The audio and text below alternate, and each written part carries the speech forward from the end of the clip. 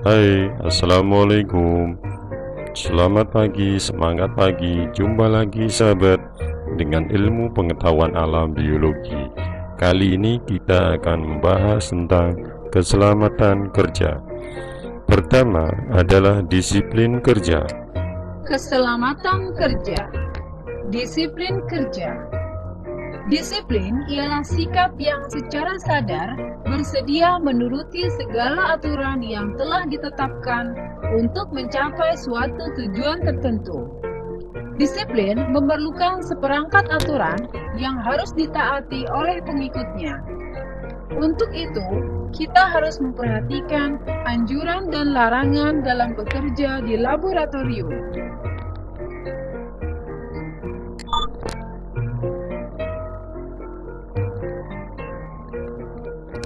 Di setiap laboratorium pasti ada beberapa anjuran kerja atau aturan kerja. Biasanya mematuhi tata tertib sebelum melakukan percobaan, mengikuti petunjuk guru, bekerja dengan prosedur yang benar, hati-hati dan teliti, memperhatikan tabel, menjauhkan buku dan kertas dari peralatan-peralatan lab, mencuci tangan sebelum memegang sesuatu. Siswa yang berambut panjang harus diikat. Jika mampu mencampur larutan, maka harus memperhatikan prosedur yang ada, terus memperhatikan simbol-simbol keselamatan kerja. Simbol-simbol keselamatan kerja yang harus kalian tahu adalah seperti ini. Ini adalah peringatan dalam membuat sampah. Membuang sampah meminta kehati-hatian dalam membuang limbah yang berbahaya bagi orang lain atau lingkungan. Bahaya biologis meminta kehati-hatian terhadap hewan dan tumbuhan yang bercahaya. Tanda api, peringatan terhadap penggunaan api, meminta perhatian untuk tidak menggunakan api karena dapat menimbulkan kebakaran atau ledakan. Keselamatan terhadap panas, meminta kehati-hatian dalam menggunakan peralatan panas. Keselamatan terhadap benda tajam, meminta kehati-hatian terhadap benda-benda yang runcing dan tajam. Keselamatan terhadap uap, meminta kehati-hatian terhadap zat atau reaksi kimia yang menghasilkan uap berbahaya. Keselamatan terhadap listrik, meminta kehati-hatian terhadap penggunaan alat-alat listrik. Melindungi pakaian, meminta perhatian terhadap zat yang dapat membakar atau merusak baju. Meminta kehati-hatian terhadap zat kimia yang dapat merusak kulit atau mikroorganisme penyebab infeksi. Keselamatan terhadap api, meminta perhatian terhadap penggunaan api dalam percobaan. Keselamatan terhadap ledakan, meminta perhatian terhadap penggunaan zat kimia yang dapat menimbulkan ledakan. Keselamatan mata, meminta memakai kacamata karena ada cahaya atau zat yang membahayakan mata. Keselamatan terhadap racun, meminta kehati-hatian karena zat yang digunakan beracun. Keselamatan terhadap zat kimia, meminta perhatian terhadap zat kimia yang dapat membakar atau meracuni bila tersentuh kulit. Demikian simbol-simbol keselamatan kerja di laboratorium.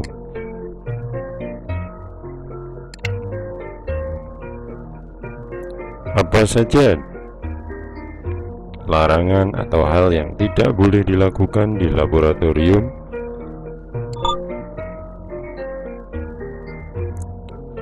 Memasuki lab tanpa seizin guru, berlari, mendorong atau berlingkah laku ceroboh, makan dan minum dalam lab, mencium atau mencicipi zat, membuang kertas, korek, api, dan lain sebagainya di saluran pembuangan air, menuang zat kimia ke dalam saluran pembuangan air, meninggalkan lab dalam keadaan kotor. Demikian disiplin kerja yang harus dilakukan di laboratorium. Pengenalan alat praktikum. Pengenalan alat praktikum.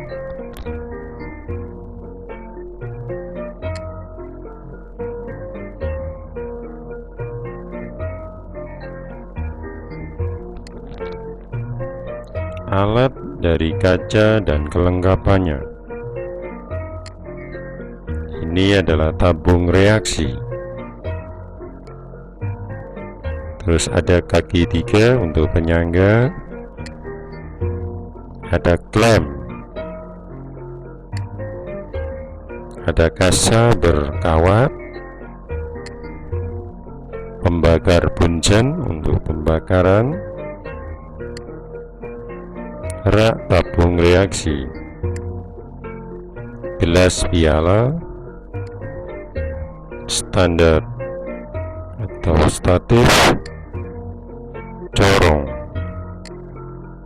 tabung Erlenmeyer, buret, cawan Petri, pipet tetes, gelas ukur. Itu adalah alat dari kaca dan kelengkapannya. Untuk alat pengukur, kita memakai neraca digital, termometer universal, termometer badan atau termometer digital, hygrometer, barometer, dan stopwatch. Untuk alat bedahnya adalah alat bedah yang biasa digunakan untuk melihat susunan tubuh bagian dalam atau anatomi hewan. Cara yang dilakukan untuk melihat anatomi hewan tersebut dinamakan pembedahan atau sektio. Untuk melakukan pembedahan diperlukan seperangkat alat bedah atau dissecting kits. Alat yang digunakan untuk melakukan pembedahan antara lain skalpel, pisau bedah, dan bak plastisin atau papan bedah. Demikian penjelasan mengenai alat praktikum. Selanjutnya adalah beberapa petunjuk bekerja di praktikum. Beberapa petunjuk bekerja di laboratorium. Bagaimanakah cara memperlakukan alat dan bahan yang ada di laboratorium agar tercipta keselamatan kerja? Yang pertama, cara melakukan alat dan bahan di laboratorium. Cara membaui dalam larutan tabung reaksi adalah seperti ini. Yang benar adalah mengibas-ngibaskan tangan di dekat mulut tabung, bukan langsung menciumnya. Yang salah adalah secara langsung menghirup bahan kimia atau gas yang dapat mengakibatkan susah pernafasan. Yang kedua adalah arahkan tabung reaksi menjauhimu. Gerakkan tabung dari sisi kanan ke sisi kiri atau dari arah atas ke bawah, dan jangan memanaskan tabung reaksi satu bagian saja karena dapat pecah. Selain itu, tabung reaksi jangan terlalu dekat dengan api karena larutan dapat mendidih dan meluap.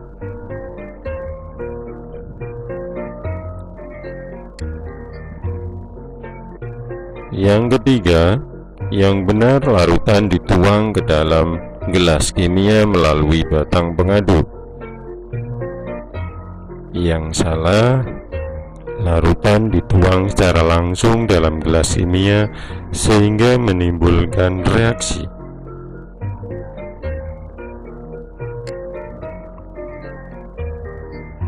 Yang keempat, untuk larutan, cara membaca tinggi larutan dalam pipet. Untuk larutan seperti air atau alkohol, pembacaan tinggi larutan dilakukan pada titik terendah permukaan larutan meniskus tersebut. Jadi yang benar adalah bagian yang tengah. Yang kelima, cara meneteskan larutan dengan pipet tetes. Untuk mencampur larutan yang menimbulkan reaksi, teteskan larutan tersebut dengan pipet setetes demi setetes. Siapakah yang bertanggung jawab terhadap keselamatan kerja di laboratorium? Yang bertanggung jawab di laboratorium adalah sekolah, guru, dan siswa. Peran sekolah dalam hal ini pengelola laboratorium ikut bertanggung jawab atas keselamatan kerja di laboratorium. Salah satunya melengkapi fasilitas peralatan, memelihara agar tercipta lingkungan kerja yang aman dan nyaman.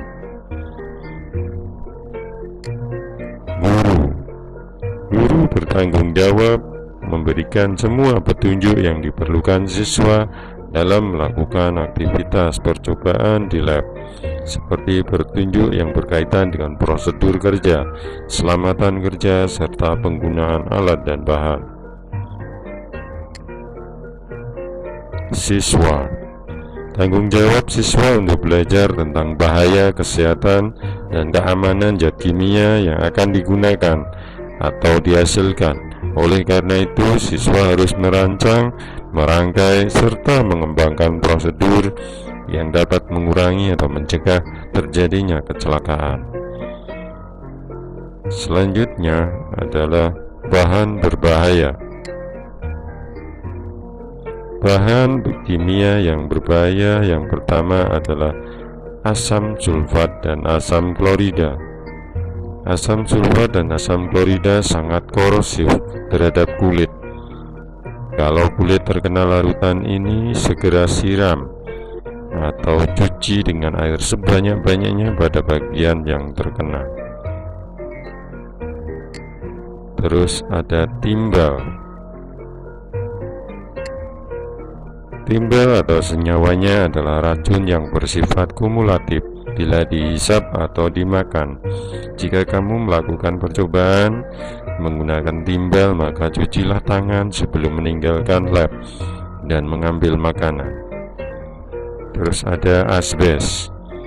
Penghirupan debu asbes diketahui telah membawa pengaruh terhadap kesehatan paru-paru, termasuk di dalamnya kanker paru-paru dan penyakit paru-paru, jaringan asbestosis. Terus yang keempat adalah raksa atau Hg. Raksa merupakan zat yang beracun dan harus berhati-hati dalam penggunaannya. Raksa dapat meracuni badan melalui kulit, tetapi yang paling umum adalah keracunan karena air raksa.